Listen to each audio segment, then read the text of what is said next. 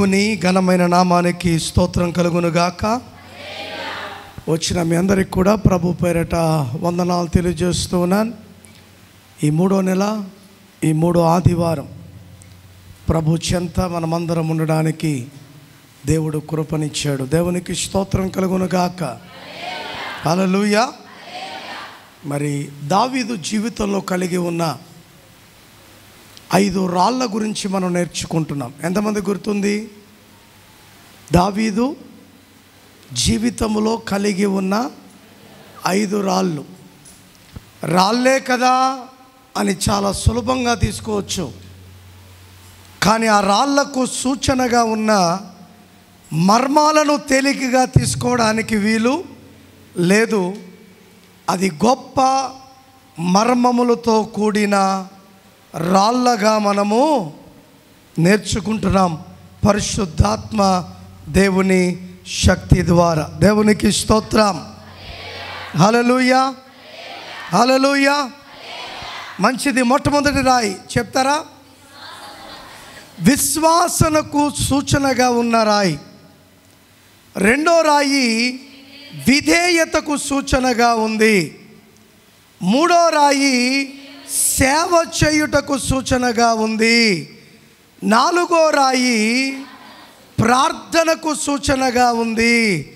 5వ రాయి పరిశుద్ధాత్మ ఇచ్చు బహుమతికి సూచనగా ఉంది. దేవునికి స్తోత్రం. హల్లెలూయా. అలా మొట్టమొదటి రాయి గురించి మనం నేర్చుకుంటూ విశ్వాసములో ఉన్న రకాల గురించి మనము నేర్చుకున్నాం. మొట్టమొదటి రకము కలిగిన విశ్వాసము చనిపోయిన విశ్వాసము.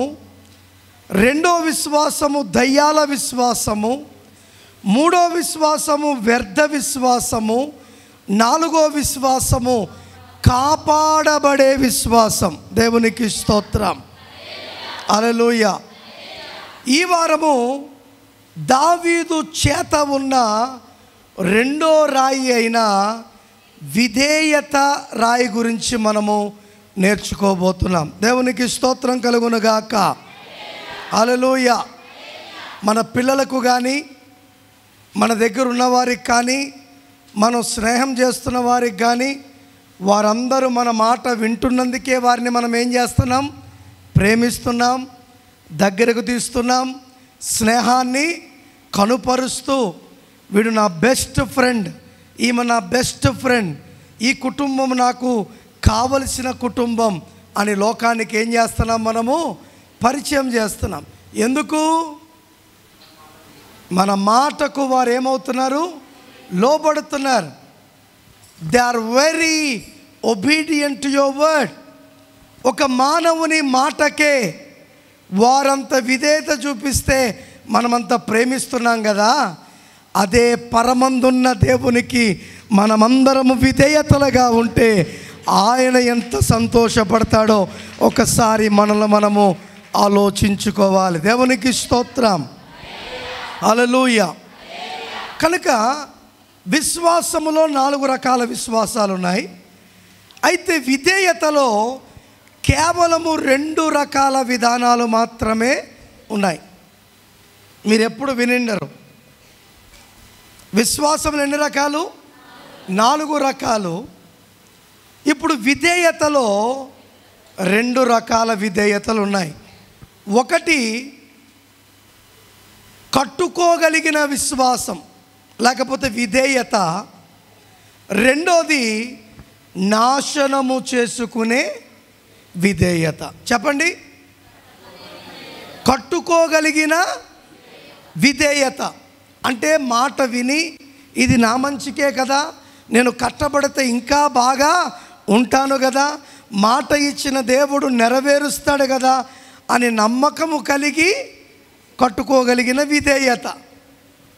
రెండో విధేయత ఏంటి? నాశనం. చాలామంది లోకములో ఎన్ని మంచి మాటలు చెప్పినా, ఇలా ఉండొద్దు అలా ఉండండి అని చెప్పినా, ఇలా మాట్లాడొద్దు అలా మాట్లాడండి అని చెప్పినా, ఇలా బ్రతకొద్దు అలాగే బ్రతకండి అని చెప్పినా, నువ్వేంద్రా పెద్ద చెప్తున్నావు, నా ఇష్టం అనేవారు చాలామంది లోకములో ఉన్నారు. మంచి ఎక్కడైనా మంచే, మంచి ఎవరు చెప్పినా మంచే. కానీ ప్రపంచాన్ని ఒక మంచి తాటి మీదికి తీసుకురావాలనుకున్న ఏకైక దేవుడు సర్వోన్నతుడైన దేవుని కుమారుడు. దేవునికి స్తోత్రం. మంచే లేని నా పైన ఎంతో ప్రేమ చూపావు, మంచే లేని నా పైన ఎంతో ప్రేమ చూపావు, అద్భుతమైన వాడవు, మానవుని రూపమెత్తావు, పరలోకమును విడిచి దిగి వచ్చినావు భూమికి, పరలోకమును విడిచి దిగి వచ్చినావు భూమికి.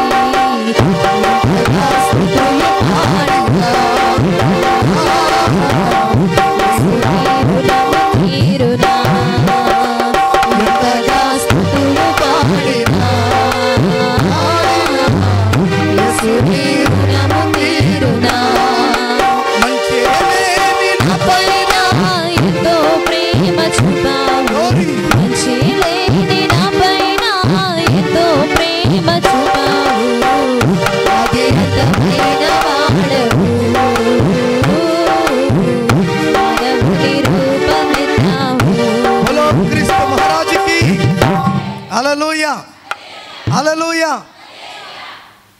ఎవరు ఎలాగున్నా నాకు తెలియదు, కానీ మనం ఆరాధిస్తున్న దేవుడు మాత్రము మనకు ఆ విధేయతను చూపించడానికి, కనుపరచడానికి పరలోకమునే విడిచిపెట్టి మన కొరకు భూమి మీదకి వచ్చాడు. హల్లెలూయా. ఎందుకు వచ్చాడు తెలుసా? పరలోకములో దైవ చిత్తము నెరవేరుతున్నట్లుగా భూమి మీద కూడా దేవుని చిత్తము మన ద్వారా ఆయన నెరవేర్చాలని ఆయన ఈ లోకానికి వచ్చి ఉన్నాడు. దేవునికి స్తోత్రం. హల్లెలూయా. మీరు ఇలా బతుకుతే ఇక్కడికి పోతారని చెప్పలేదు, ఇలా బ్రతుకుతేనే మీకు మోక్షం ఉందని చెప్పినవాడు మన దేవుడు. చూపించాడు, కనుపరిచాడు, తెలియజేశాడు. అదే మాదిరిని మనకు విడిచిపెట్టి వెళ్ళిపోయాడు. దేవునికి స్తోత్రం. హల్లెలూయా.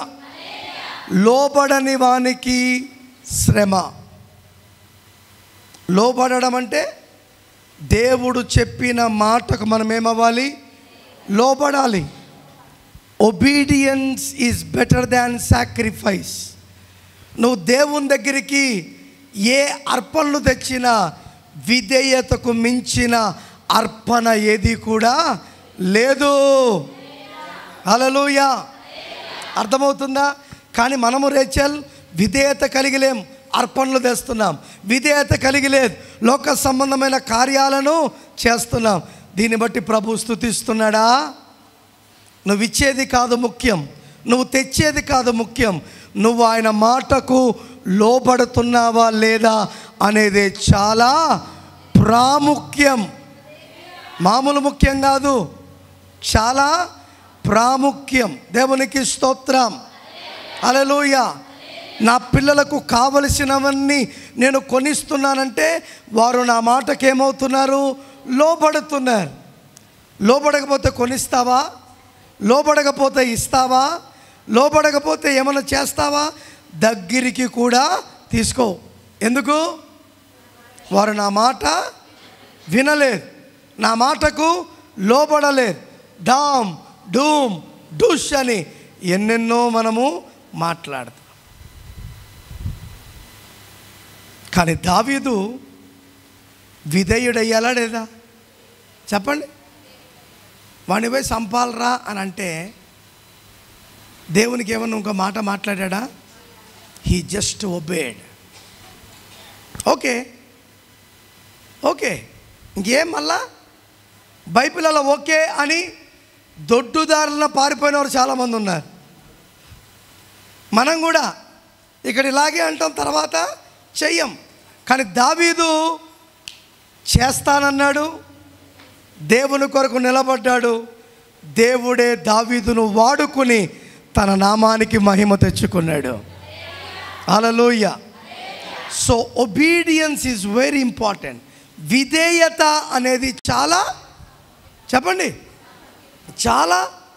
ఇప్పుడు స్కూల్లో కొంతమంది పిల్లలు ఉంటారు, వారు టీచర్ మాట చాలా చక్కగా వింటూ అడిగిన దానికల్లా సమాధానాలు చెప్తూ ఏ పని చెప్పినా చేశారనుకో, ఇప్పుడు వాడు ఎగ్జామ్ రాసింటాడు, 1-2 మార్కుల్లో వాడు ఏమైపోతున్నాడు, ఫెయిల్ అయిపోతున్నాడు. ఆ టీచర్ ఏమంటుంది, 30 మంది క్లాసులో ఉన్నా వీళ్ళలాంటి స్టూడెంట్ ఎవడు లేడే, పోతే పోనీలే వాడిని ఫెయిల్ చేయడం ఎందుకని గ్రేస్ మార్క్స్ ఇస్తుంది. ఎన్ని మార్కులు? ఇప్పుడు ఆ 2 మార్కులకు వాడు ఏమయ్యాడు అంటే, ఆమెకు ఆ దయాగుణము రావడానికి గల కారణం, ఆ ప్రేమ గుణము రావడానికి గల కారణం ఏంటి? విధేయత. చదువుదాం దేవుని మాటను. 1 పేతురుకు రాసిన పత్రిక 2వ అధ్యాయము 21, 22, 23, 24, 25 వచనాలు. క్రీస్తు కూడా మీ కొరకు బాధపడి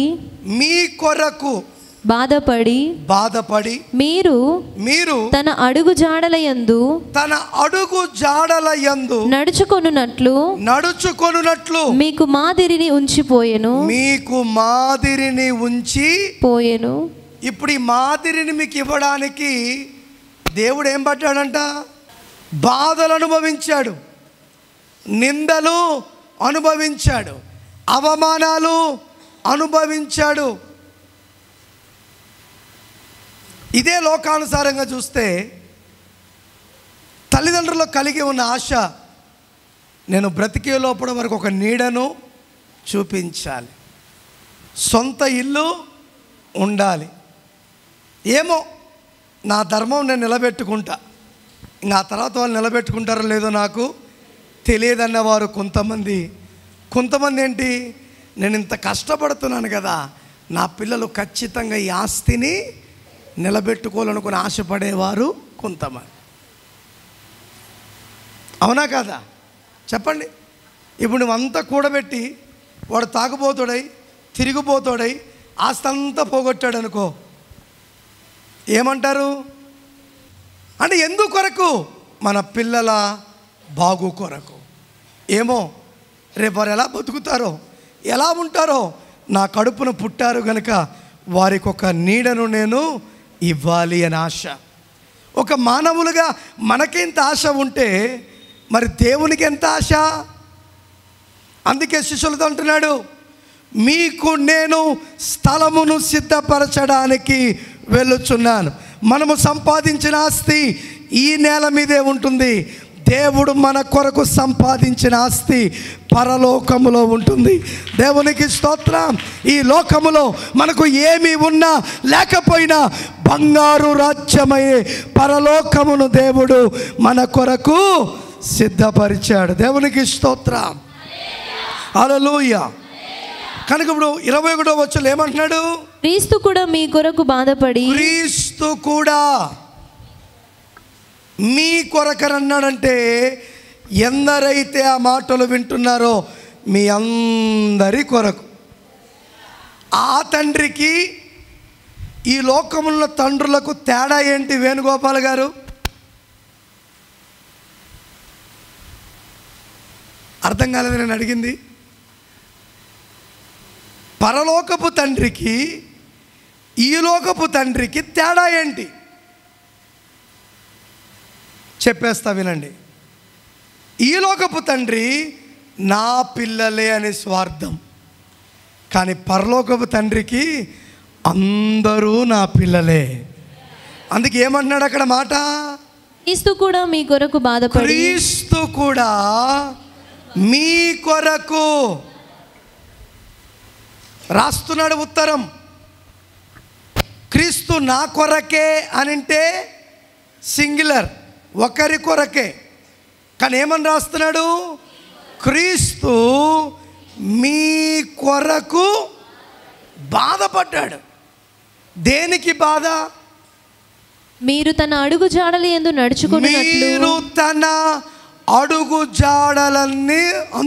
నడుచుకొనున్నట్లు మీకు మాదిరి ఉంచిపోయెను. హల్లెలూయా. ఎలా మాట్లాడాలి? యేసు ప్రభు చెప్పాడు. ఎలా బ్రతకాలి? యేసుప్రభు చెప్పాడు. ఎలా సహాయం చేయాలి యేసుప్రభు తెచ్చాడు. ఎలా ఇవ్వాలి అన్నీ చూపించిపోయినాడు. ఆయన చూపించేది ఒకటి పాపం ఎట్ట చేయాలో చూపించలేదు ఆయన, అంతే. అవునా? ఇంక అన్నీ మీకు ఒక మాట చెప్పేస్తా. తండ్రి కొడుకు ఇద్దరు ఒక సముద్ర తీరాన నడుచుకుంటూ వెళ్తున్నారంట. మీకు అనేక సార్లు చెప్పాను నేను. ఏంటి చెప్పాలా? తండ్రి కొడుకులు ఇద్దరు సముద్ర తీరాన నడుచుకుంటూ వెళ్తున్నారు. తండ్రి ఏం చేశాడంటే ఇలా చేయి పట్టుకుని, చెప్పండి, ఇలా చేయి పట్టుకుని నడిపిస్తుంటే వీడేం చేశాడు తెలుసా? నా చెయ్యి వదులు అని తండ్రి చేతిని వదులుకుని, నువ్వు నడిపించేదేంటి, నీ అడుగు జాడలోనే నేను నడుస్తానని చెప్పి తండ్రిని వెళ్ళనిచ్చాడంట. వెనకాల నుంచోరా. తండ్రి ఏం చేస్తున్నాడు? నడుస్తున్నాడంట. ఎట్ట నడుస్తున్నాడంటే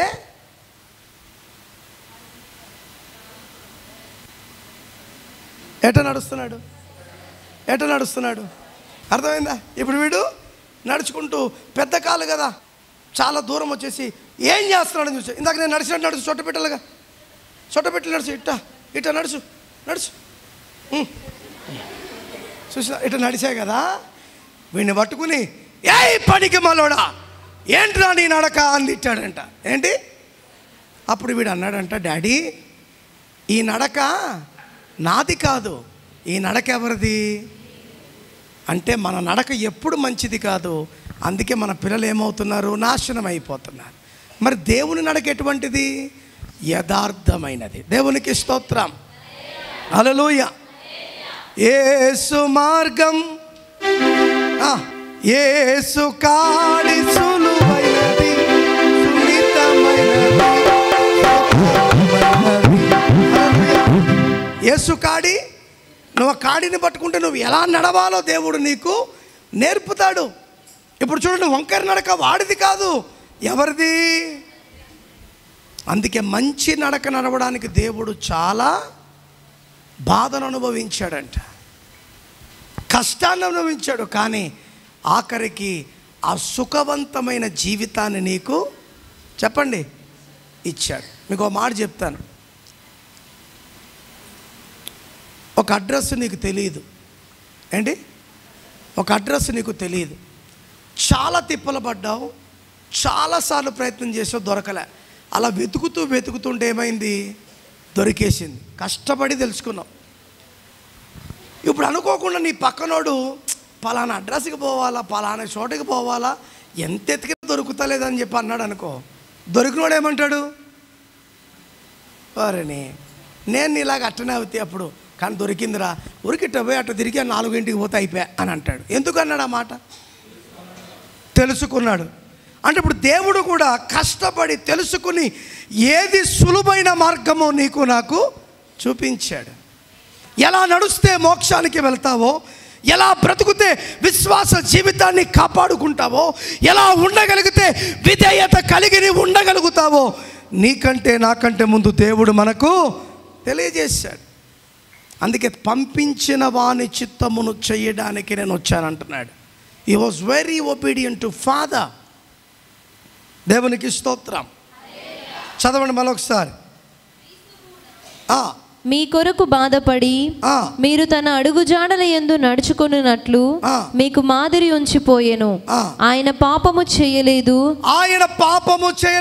ఆయన నోటను ఏ కపటమును కనబడలేదు, ఆయన దూషింపబడి బదులుగా దూషింపలేదు, ఆయన శ్రమ పెట్టబడి బెదిరింపక. ఇప్పుడు ప్రపంచమంతా 40 దినాల శ్రమ దినాల్లో ఉంది. ఏ దినాలు? ఒక పాపికి ఎప్పుడు రక్షణను ఇవ్వలేడు. ఒరే, ఈ 40 రోజులు శ్రమ దినాలు కాదురా, 365 రోజులు సిలువ ధ్యాన పండుగలు నీవు చేయాలి. ఆ సిలువ రాకపోతే, ఆ సిలువకైనా వేయబడకపోతే, ఆ సిలువలో ఆయన వేలాడబడకపోతే, ఆ సిలువలో ఆయన ప్రాణములు అర్పించకపోతే ఈరోజు మన ఎవ్వరికి కూడా ఈ స్వేచ్ఛ జీవితము వచ్చేది కాదు. ఆయన తప్పు చేయలే, కానీ మన తప్పులను ఆయన మీద వేసుకున్నాడు. ఫర్ ఎగ్జాంపుల్ చెప్తున్నా, నీకు గుండె ఆపరేషన్ చేయాలి, గుండె మార్చాలి. ఏం చేయాలి? గుండె మార్చాలి. తల్లడిల్లుతున్నావు, ప్రపంచంలో అన్ని హాస్పిటల్ అడుగుతున్నావు, ఎవడడిగినా మా దగ్గర గుండె లేదు అంటున్నాడు. ఆ పక్కన మంచం మీద ఉన్నవాడు బాధను చూసి, ఇంక నేను బతికినంత కాలం బతికాను, ఇంక నాకేముందిలే, నన్ను చూసుకోవడానికి కూడా ఎవరు లేరు కదా, మా ఒక్కడి గురించి వాళ్ళంతా పరితపిస్తున్నారు కదా, నా గుండె ఇచ్చేద్దాంలే అని, అయ్యా నా గుండె నీకు ఇచ్చేస్తాను అని అన్నారనుకో, ఆ టైంలో ఎవడు ఇస్తున్నావు, ఎందుకు ఇస్తున్నావు అని ఎవడన్నా అడుగుతాడా? ఆ వ్యక్తి ఎలా కనపడతాడు మహిమరాజు గారు? ఆ గుండె ఇచ్చే మనిషి ఎలా కనపడతాడు వాళ్ళకి? దేవుడులా కనపడతాడు. ఎందుకు నేను ఎందుకు ఇవ్వాలి అని అనుకుంటే వాడు బాగుపడడు. నేను ఇస్తాను అనుకుంటేనే వాడు భార్యాబిడ్డలతో సంతోషంగా, దేవుడు కూడా అదే పని చేశాడండి. మనకేది అవసరమో అవసరమును తీర్చడానికి ఆయన లోకానికి, చాలామంది అంటున్నారు ఎవడు పెట్టమన్నాడు ప్రాణం? ఆయన ప్రాణము పెట్టకపోతే ఏ మానవునికి విముక్తి లేదు. పాలుగారే దేహం పైన పాపాత్ముల కొరడాలెన్నో నాట్యమాడినాయి, నడివీధుల నడిపాయి, నాట్యమాడినాయి, నడివీధుల నడిపాయి, నోరు తెగువలేదాయి ప్రేమ, మధురు పలుకలేదాయి ప్రేమ, ఇది ఎవరి కోసమో, ఈ జగతి కోసమే, ఈ జగతి కోసమే, సిలువలో సాగింది యాత్ర, కరుణామయుని దయగల పాత్ర. హల్లెలూయా. నువ్వెందుకు ఇస్తున్నావు? నీకు మాతో ఏం అవసరం ఉంది? నువ్వు ఎవరివి? నీ రక్తం ఏంటి? నీ మతం ఏంటి? నీ కులం ఏంటి? నీ విధానం ఏంటి అని ఎవడన్నా అడుగుతాడు ఆ టైంలో? నువ్వు ఎవడివైనా నా కొడుకును బ్రతికించడానికే వచ్చావు. నువ్వు ఎవడివైనా నా భర్తను బ్రతికించడానికి వచ్చావు. అంకుల్, నువ్వు ఎవరివైనా మా డాడీని బ్రతికించడానికే వచ్చావు. ఆలోచించండి.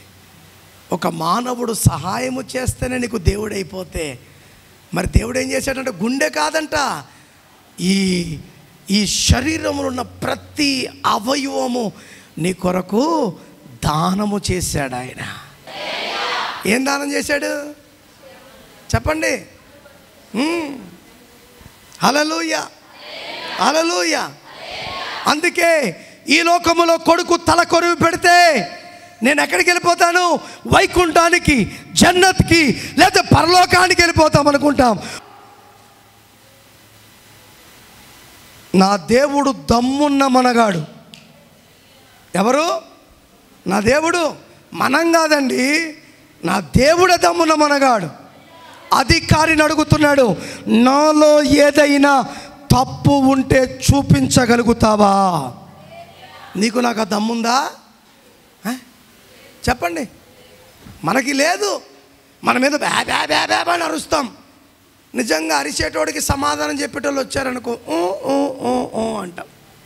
ఎబ్బో ఇంకా వీనికాడ నా ఆటలు సాగు. దేవుడు అడుగుతున్నాడు, can anybody prove that I am a sinful man? ఎవడన్నా ఉన్నాడా? పిలాతు లాంటి వాడు అన్నాడు, ఈయనలో నాకు ఏ పాపము కనబడుటలేదు. ఒక మంచి బోధ చెయ్యాలి అంటే వాడు మంచి బోధలో అనుసరిస్తూ ఉండాలి. అవునా? ఇప్పుడు నేను మంచి బోధ చేస్తున్న బోధను నేను అనుసరిస్తేనే ఈ బోధ మీకు పనికి వస్తుంది. నేను అలా లేకుండా నేను ఇష్టానుసారంగా తాగుతూ తిరుగుతూ ఉండి, ఏయ్ నువ్వు తాగొద్దు, ఏయ్ నువ్వు బతకొద్దంటే ఏమంటారు? ఫస్ట్ నీ బతుకు సరి చేసుకోపోరా అంటారు. అందుకే దేవుడు ఇప్పుడు మనకి ఏం పెట్టాడంటే ఈ లోకంలో మంచి బ్రతుకు ఎలా బ్రతకాలో ఆయన చూపించాడు, మాదిరి పెట్టాడు. ఇప్పుడు మనము లోకానికి మాదిరి అవసరంలే. నీ పిల్లలకు ఒక తండ్రిగా తల్లిగా నువ్వు మాదిరిగా ఉంటే చాలు. నీ కుటుంబంలో ఒక మాదిరికరమైన కుటుంబంగా ఉంటే చాలు. ఉండడము నీ బాధ్యత. అనేక మందిని వాటిని చూచి వారి జీవితాలను మార్చుకున్నట దేవుని చేతిలో ఉంది. నడవడం నా బాధ్యత. నన్ను ఎంతమంది అనుసరిస్తులాగా దేవుడు చేస్తున్నాడో ఆయన బాధ్యత. నేను జాంకులు వచ్చున్నారా చూచున్నారా వచ్చున్నారా చూచున్నారా వచ్చున్నారా చూచున్నారా అని నేను అనవలసిన పని నా విశ్వాస యాత్రలో వెళ్ళిపోవాలి. దేవుడు అంటాడు, నయోమి మీ అయ్యగారి విశ్వాసాన్ని చూడు, మరి అమ్మ మీ అయ్యగారి విశ్వాసాన్ని చూడు. ఇలా చూడగానే మీరు కూడా ఏం చేస్తున్నారు? ఆ విశ్వాసాన్ని చూసి కొనసాగుతున్నారు. మనం వెనక్కి చూసుకోవాల్సిన పని, వస్తున్నారా రావట్లేదా, వస్తున్నారా రావట్లేదా. ఎందుకంటే ఇంకా ఈ మార్గము తప్ప వేరే మార్గము నీకు లేదు అని దేవుడు అంటున్నాడు. చదవండి తర్వాత ఏమంటున్నాడు 25వ వచనం వరకు. ఆయన దూషింపబడి బదులు దూషింపలేదు, ఆయన శ్రమ పెట్టబడి బెదిరింపక న్యాయముగా తీర్పు తీర్చు దేవునికి తన్ను తాను అప్పగించుకొనెను. న్యాయముగా తీర్పు తీర్చు దేవునికి తన్ను తాను అప్పగించుకొనెను. ఇప్పుడు మనం కూడా ఎవరికి అప్పచెప్పుకోవాలా? మన ఎడల న్యాయమును కనుపరుచు దేవునికి ఆత్మ, ప్రాణము, శరీరమును మనం ఏం చేసుకోవాలా?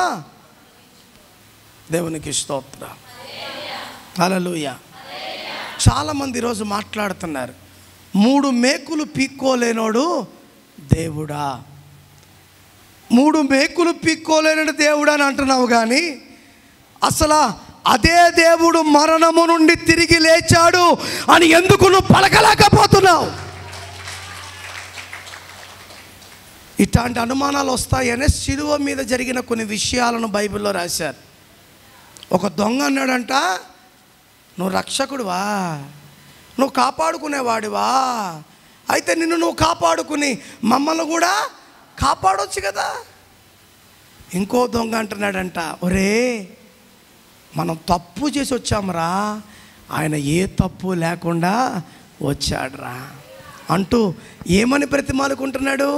నీ చిత్తమైతే నీ రాజ్యములో నన్ను జ్ఞాపకము చేసుకో. హల్లెలూయా, హల్లెలూయా, హల్లెలూయా. అర్థమవుతుందా? మీకు అర్థమవుతుందా? ఏమన్నాడు దొంగ? నీ చిత్తమైతే. ఈరోజు దొంగకున్నంత జ్ఞానము కూడా ఈ దొంగలకు లేదు. మీరేమన్నా అనుకోండి, ఆన్లైన్లో చూస్తూ ఉంటారు. నాకు అప్పుడప్పుడు ఫోన్లు వస్తున్నాయి, ఎవరికి భయపడను నేను. మనం చేసే తప్పు కాదు, చెప్పేది తప్పు. నీకు సీము నెత్రు రోషం ఉంటే ప్రభు కొరకు రోషముగా నిలబడు. దావీదును వాడుకున్న దేవుడు నిన్ను వాడుకుంటాడు. దావీదుకు జయమిచ్చు దేవుడు నీకు జయమిస్తాడు. దావీదుతో ఉన్న దేవుడు నీతో కూడా ఉండి నడిపిస్తాడు. దేవునికి స్తోత్రం, హల్లెలూయా. ఆ పున్నామి నరకము నుండి తప్పించడానికి వచ్చిన వాడే కుమారుడు. ఎవరో తెలుసా? దైవ కుమారుడు. దైవ కుమారుడు, పురుషుని కలయిక లేకుండా పుట్టిన ఏకైక మనగాడు. నీవు నేను ఆరాధిస్తున్న జీవము కలిగిన దేవుడు.